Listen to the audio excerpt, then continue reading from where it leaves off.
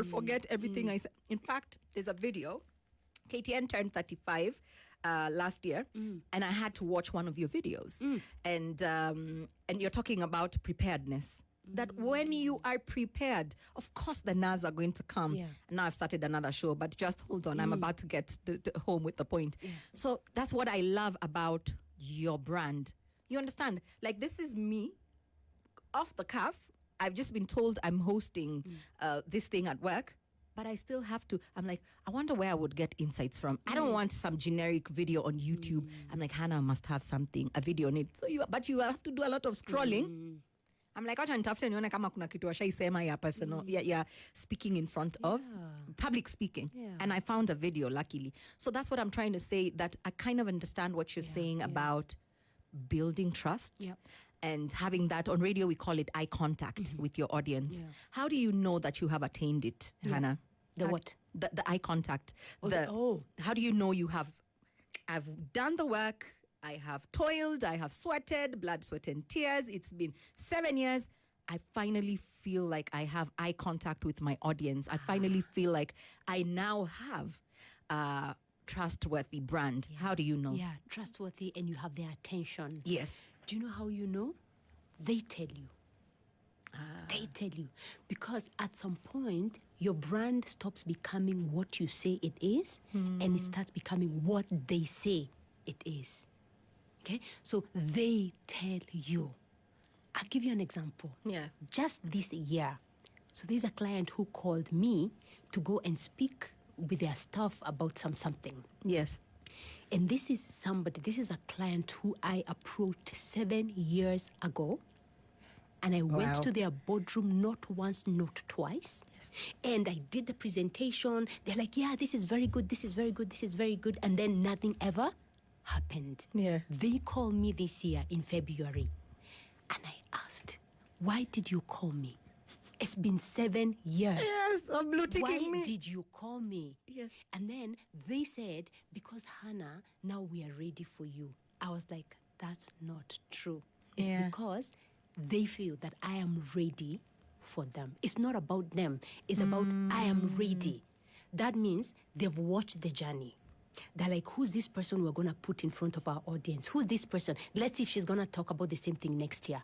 True. Let's see if she's gonna change her mind. Let's see if she's gonna say integrity, and then now she starts saying other things. Let's see. Let's just see. Let's listen. Yes. So people are watching. People are listening. So how do you know you've built a trustworthy brand? Yes. Is a moment like that when a client who probably didn't even engage you, now they know, now they see, now they seek you out. Yeah. And then, of course, they start saying things to you. They mention things that you know are your brand, and you're like, yeah, the message is getting across. The message is getting across. That's how you know. I love it.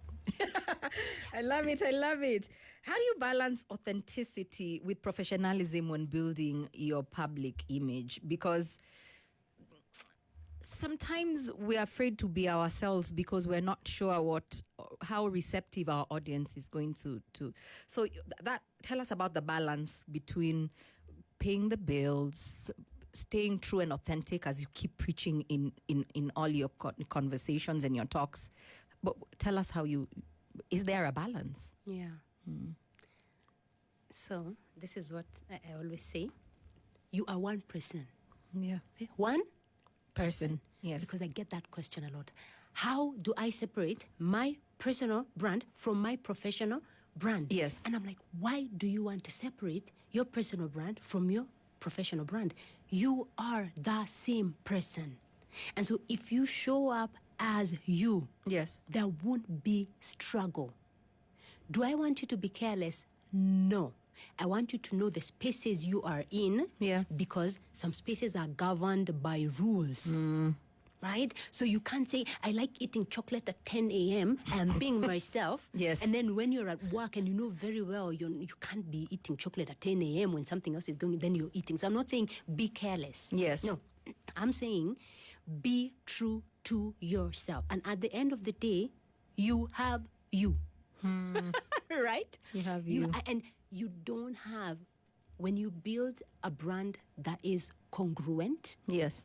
That means what you say, who you are, and what you do they are in alignment, Yes.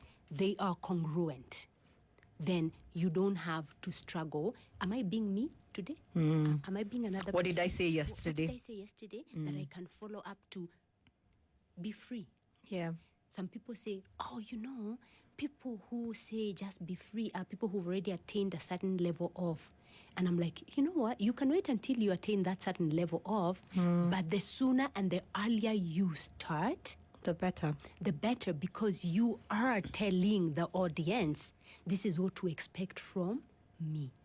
You're telling them, by the way, if you invite me to this space, expect me to say these kind of things because I vibe with these kind of things. Yes. Right? So again, be yourself, be authentic. It's a process which probably I don't want to get into. Yeah. But it really goes down into what are your beliefs? What are your core values? Yes. Personal branding is about intentionally pairing yourself with the associations, right? That Yes. you want. Yes. But it's also the process of identifying which associations you don't want. Okay? Well said. Which ones you don't want? The Any non-negotiables. Yeah. Any It's affiliation like, with. yes. I'm like, I want people to associate me Yes. with what? Say, for example. Just give me an example.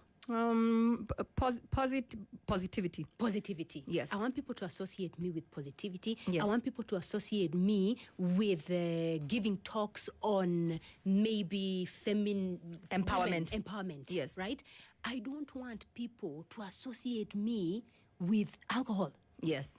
Okay? I don't want people to associate me with gambling.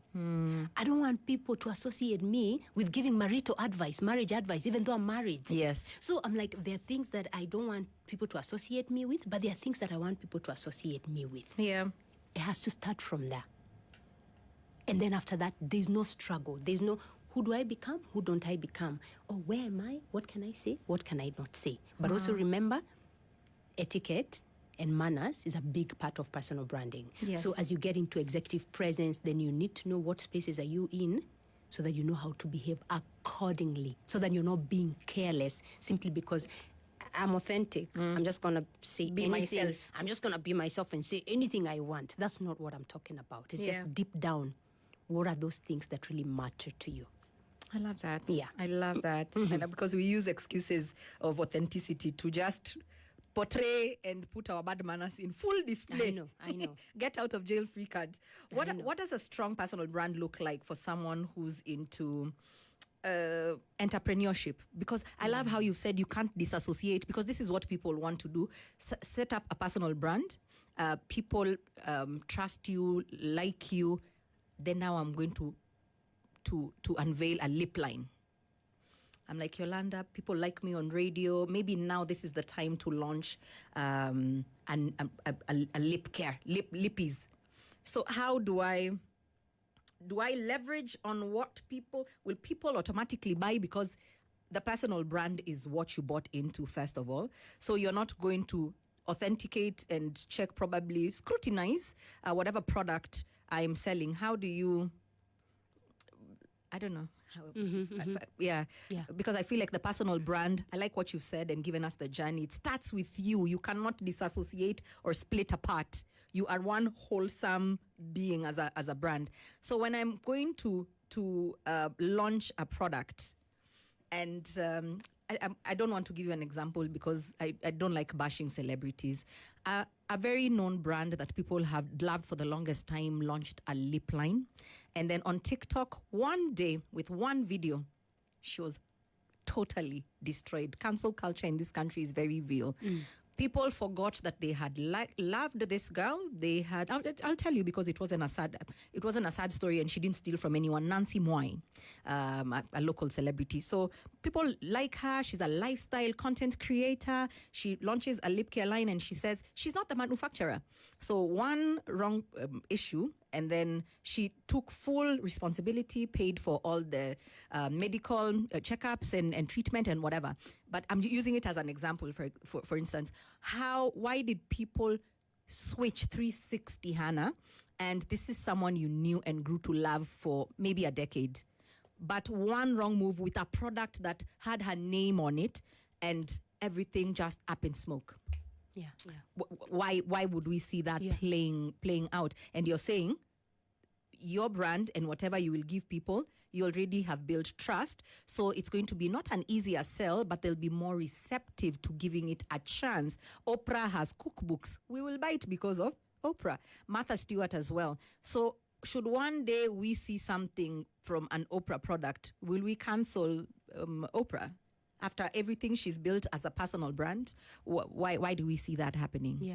And thank you for sharing that. And that's a very good question. I'm going to approach it probably in two ways. Yes. So first, you being on radio, Yolanda. Yes. People being on TV and being celebrities and public figures, it gives them a jump. It gives them a leap. Yes. It gives them an easier access to the masses. Right? Yes. So already you having built your brand there, people accept you much easier than they would accept me, who they've never seen on a radio show, okay, or being a TV presenter. And that's why a TV presenter is going to open their Instagram profile and immediately they have 30,000, they have 100,000 followers. Yeah. And another person has to really fight to get to the 50,000 followers. Okay, Yes. so that's a good thing. And it's good that you take advantage of that, Yes. right? Because people now, they know you, they trust you, they like you, they've been seeing you on their screens. So that's a very good start. I don't know the story of Nancy Mwai. Maybe I'm going to go and look at it. Yes. Because the way you said it, I don't think the problem is her as a brand. I think it was the Yes. product. The product. Okay? I think it was a product. Yes. But I'm going to go and see what that was about. Yeah. But once people know you and trust you just because you are on TV and the things that you share, Yes. your brand, what kind of aspects does your brand have? Yes. So that you're not all over the place. In branding, I say limit your focus so that you can expand your reach. Limit Okay? your focus so you can Limit expand your reach. focus so that you can expand your reach. Yeah. Personal branding is about you identifying your uniqueness and then exploiting that uniqueness in the service of other people. So all these things I'm bringing to you so that you see the connection. Yes. Okay? Yes. I also believe in branding for influence, impact, and income. All those, this is holistic. Yes. Now, if you have identified your uniqueness and you know the aspects of your brand, Yes. the different things that you like, what your design is, right? I love to travel. Yes. I love coffee. Yes. Okay? I have children and I just love like my vibe with my children. Now, when you go to my social media, you will see that even as I talk about public speaking and personal branding, Yes. I'll probably always throw in and say, oh my God, my daughter said this. Yes. And then I'll throw in, oh, I was in Zanzibar and this thing and this thing. Yes. Okay? All these are aspects of my brand. Now, if probably I was to start a product line, Yes. I'll probably look at my interests. I'll probably look at my aspects, my hobbies, my gifts, my skills, and start something that is in alignment with who I am. I love that. Not because you have a following and you need like money. No. Because I feel like people do that because you launch something, people will buy it because it's Hannah. So And that's the not wrong because- reason. Wrong reason. And not because Yolanda just launched a perfume. Why am I launching a perfume? Yeah. I've never sat and thought perfumes and lotions myself. Yeah. But guess what I've thought about? Coffee, because I love coffee. Yeah. Guess what I've thought about? Travel. So if I was to launch something, me, I would probably launch something that has to do with people in a nice location, they're having coffee. Because it really resonates with who I am. And when I go online to talk about it, then I'm not confusing my audience because they've been seeing for 80 years, Hannah is always traveling, Hannah is always talking about coffee, Hannah is always talking about chocolate. Yeah. Then today we're Just like, Allah. Allah, what Now- has happened? Lip balm. What Yeah. is lip balm coming in? Yeah. Okay, now I understand. But then I think a lot of people then get into these spaces once they launch successfully their personal brands. Then I love what you've said. You do this for money because you're like, the audience is there. I might as well. And you wouldn't blame anyone who would, feel like that's the next best thing. Wrong reason. But wrong Wrong reason. Wrong reason. Yeah.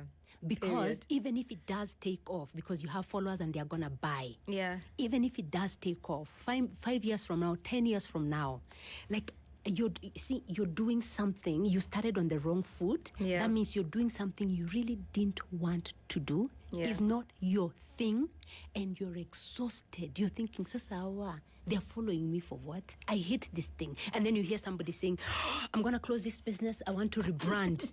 I'm going to close this business. I want to rebrand. This is what I always say. Start, if you can, Yeah. spend time. When you come to me for coaching, personal branding, Yes. the very first session we do is called the inner work of a brand.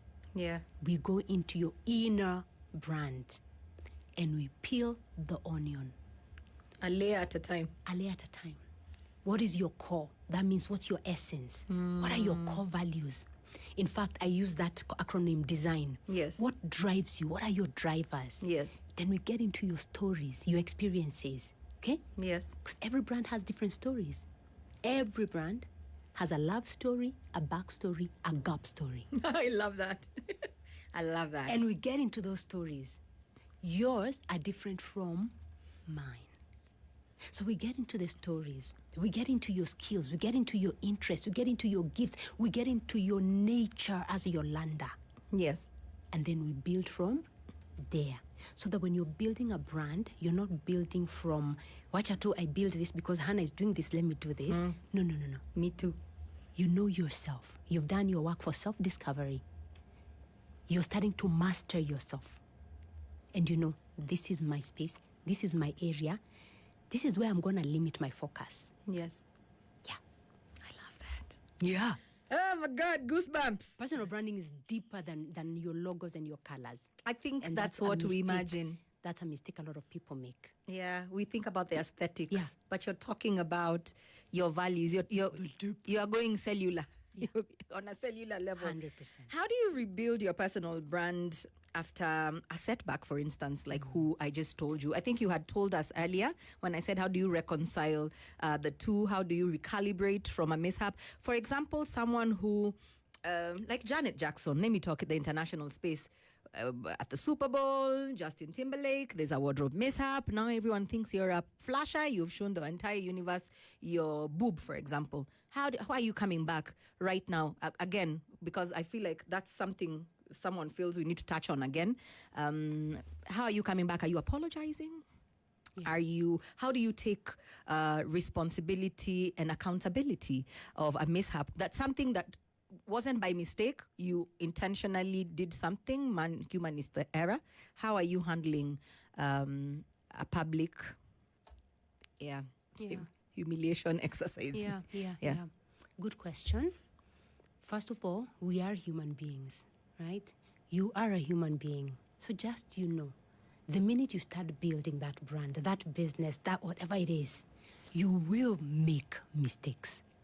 And some mistakes are dire than others, and some mistakes can be ignored because they are not so public, but some mistakes, we make them in the public. Yes. And so they see.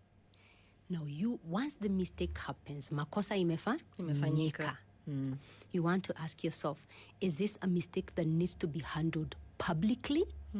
Because there are some that you must handle publicly. The apology, you must give it publicly. Yes. Right? If it needs to be done publicly, then you must go public. I know a lot of people who've gone on public and said, I said this on radio. Yes. I made a mistake, and I want to ask that you forgive me. Now, if the mistake is not a mistake that was done so publicly and it doesn't really require a public apology, then just yourself, you go like, hey, nimejishika masikio.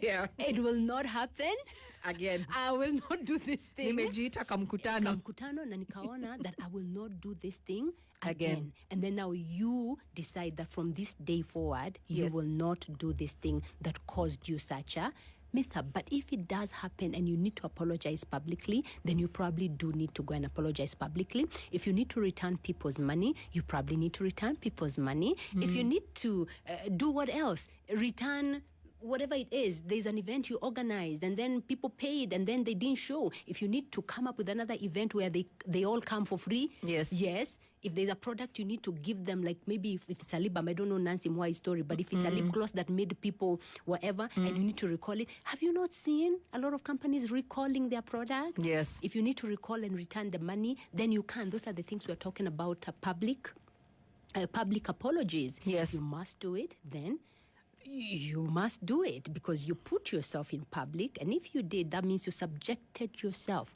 to public scrutiny. True. Once you go on social media and you're over there with your brand and you're saying the things you care about, just you've already put yourself in the eyes of the public. That means you invited them in. They actually do have a say. Do and they? when they do have a say, yes, they do, because you put them in. Listen, hey, I said, I'm going to Singapore, and I'm in Singapore, and then I say, and I'm going to be giving you a report of what is happening every day. Yes. Oh, somebody actually has a right to say, you said you're going to be telling us how Singapore is going. How come you're not? Where are the pictures? Where are the pictures? They do have a right, but now it's you to decide, do I respond to them? Do I ignore them? There are people you ignore. Yeah. There are accounts you block. There are apologies you don't give. Yes. And that's also okay. But again, it depends on what was the mistake, how was it made, who did it affect, where do you want to go from here? Because again, the mistake could happen, then you decide, brand, I am killing it. I will not come back. You see me in 10 years, you could also decide. So you make the call. Yes. You make the call. Yeah. What about bashing and trolling? There's a lot of internet trolling. How is a successful personal brand handle trolling? Yeah. We have the likes of Akote. You insult her, you see the 7 wonders of the world, Hannah. She's not as graceful, but that's her style, because if you can dish it, you might as well be able to take it. So how do you handle it? What's your advice to a brand? Someone comes, maybe they read you wrong, or someone's having a bad day, or just an internet troll. How do you handle that as well? So, 2 locus of control. There's internal locus of control. Yes. There's external locus of control. Okay? Yes. So again, this is what I'm going to say. What can you control internally? What are the things you have control over? Whatever it is you have control over, please make sure you put the controls over that. Whether it is how you dress, the things you say, you must be very intentional. The words that come out of your mouth, and when they come out of your mouth, whatever you can control, just make sure you control that. Okay? Yes. But if there are things, once you put it out there, you can't control, that's the external locus of control. There is nothing you can do about that. Once you put your post, it's either you limit the comments and you say, don't comment on this post. Right? Yes. Or you allow them to comment on that post, and then after that you decide what you're going to do when they comment on that post. There are comments that are going to come. Yeah. And absolutely, you have the right to delete them. You have the right to hide them. It's your page. It's your page. But don't be the one who deletes and hides all of them, because if there are those that really require you to respond and they make sense, and you can see this person does have a genuine question, even though they're not coming out the right way, they do have a genuine question, just make sure you respond to that one, right?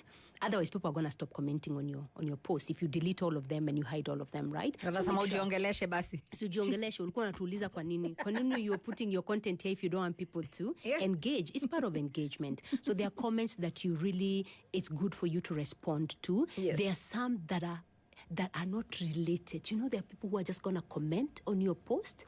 It's not related to what you're saying. They just woke up and they decided they want to look for somebody to bring down, and it becomes you're the one they bring down. Yes. So there are some that you look at and you go like, I don't want you. I don't want your energy. I can even block you. Like, I don't care. And then there are some you ignore. You just let them run. Isn't it? Wacha tu, Iran. But I think the most important thing to understand is control the things that you can control. Yeah. And take responsibility for the things you can take responsibility for. But those things that you can't do anything about, then... you let them be. Hey, let them be. So be it. It's easier said than done. I know. I don't think I My know. producer is laughing. I know. Because I'm Or, always here complaining about our political class. you know- Sometimes I want to pull my Do you know hair that out. thing they say, if you don't want the smoke or if you don't like the heat, get out of the kitchen? Yes. That's the point over here. That if you're there and you just can't handle that heat, Yeah. you probably just get out of the kitchen. Go to the bathroom. Another room. Yeah. If what is, in a nutshell, personal branding, or what is more important, visibility, credibility, or influence, in your opinion? Oh, I love it. I know. Yeah, I love it. So there's not one that is more important than the other. Yeah. All these play a part in personal branding, right? Because as you build your brand, how are people going to know who you are and what you do and what you offer? You must be visible, Okay. isn't it? True. You must be visible. Yes. Now, are there people who really know a lot, they have a lot of information, but we can't call them to come and work with us because we don't see them? Yes. True. Yeah, isn't it? They're So there. visibility is key. Yes. In fact, I say visibility is a currency, especially now, right? Yes. But then, once you are very visible, Yolanda, and people know you and they like you and they see you everywhere, and then they give you work and you can't do shit. Yes. They're like, sasa huyu si credible. Sasa huyo. Amekula pesa za watu. Again, credibility again goes out of the Window. window. So again, credibility is also very, very important. Yes. So I tell people, personal branding is not for lazy people. Yeah. Is it not? So once you decide you're going to be on this journey, just visibility you must. Yes. Credibility you must, because you must deliver. Consistency you must, because people might forget you. Constancy you must, because you must deliver the results the same way every time. Like, I don't want to tell people, oh, Yolanda is so funny. If you invite her to moderate your session, she's so funny. And then you go moderate a session and they say, were you talking about the same Yolanda? Anabo. We got a different we got a different vibe. We slept. Do you see? The whole session. Yeah. So all those things are very important, Yes. and they have to work together. All those things are what really form the brand. And then influence. And then, influence is key, because, see, I say influence, impact, and income. I always talk about the 3I brand. Yeah. Influence is very important. Why? Because you want your word to carry weight. Yeah. You want, when you say the economy is bad, for people to go like, yes. Preach. It's bad. You want, when you call people to a meeting and say, we want to go address the president, the economy is bad, you have people backing you up. Yes. Influence, leadership, that's very key, right? Yes. But then you can also be very influential. You have influence, but you're not transforming lives. And that's where impact comes in. Impact. So for me, it's always a 3I. Yeah. Impact is very important, because as you're so influential, you have 1 million followers. I don't know, when you call people, they carry the placards, they go to the streets. Yeah. What stories are people going to tell about you? Right? Are you touching lives? Are people saying, oh, because of Yolanda, SpiceFM became a different place? Like, oh, since Yolanda came, oh, you're touching lives here and there. You're making a difference. That's making a difference. Yes. And then you can be making a difference and you're very influential, but you're not making money. That's not a complete brand. It's not. Mama, it's not a complete brand at all. Yeah, It's eating not. publicity. It is, no, you're eating publicity. And I can tell you, actually, the most frustrating thing with, like, the people like I work with and I coach is you find that somebody has come and they're saying they've made a lot of money with their brand. But then it's like, Hannah, I'm so, like, why am I here? Yeah. Why am I here? And then you know that's an issue of impact. Yeah. And then you just want to help them to see how can they start making transformational stories. Yeah. Or someone comes and tells you the kind of impact they have. Like, people have their names in their libraries, on their libraries. So, like, people have done stars. Like in USIU nowadays, they do stars. Oh, like the for Hollywood alumni. Walk of Fame. USIU, we're doing stars. I know. Girl. So somebody has their star somewhere. People have painted their names. People know them. Yeah. And somebody goes and helps children's homes and does all. Impact is good. Yeah. But then somebody comes and tells you, and now my kids can't go to college. I don't have money. Like, my name is everywhere. People know me.